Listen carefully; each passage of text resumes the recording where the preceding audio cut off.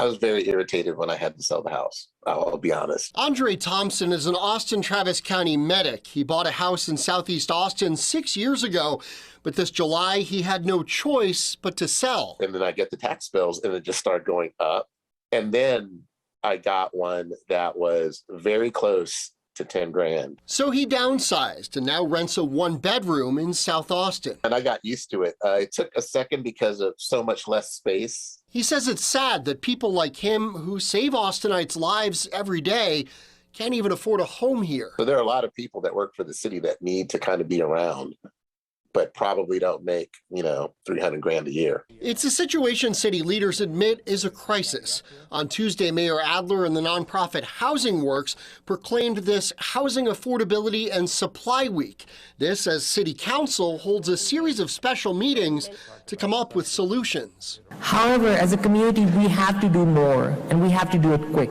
Right now, the median sales price for a house in Austin is approaching $455,000, and rents are up 20% since the pandemic. It brought me to tears. Christabel Nunez was born and raised in Austin. She and her husband moved in with her in-laws last year.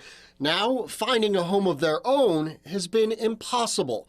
She says she offered $100 grand over asking on one house and was still outbid. It's come to my realization that I'm going to have to live somewhere else and not even in the outer city limits. Nunez works for the state, but also has a podcast called What the Bell, where she hears from others facing similar challenges. And I know people would like to be rewarded with at least being able to live within their city. Recently, Austin has invested billions to spur more affordable housing, including a $250 million bond back in 2018. The policies that we have in this city right now are delivering more housing production per capita than any other city in the country.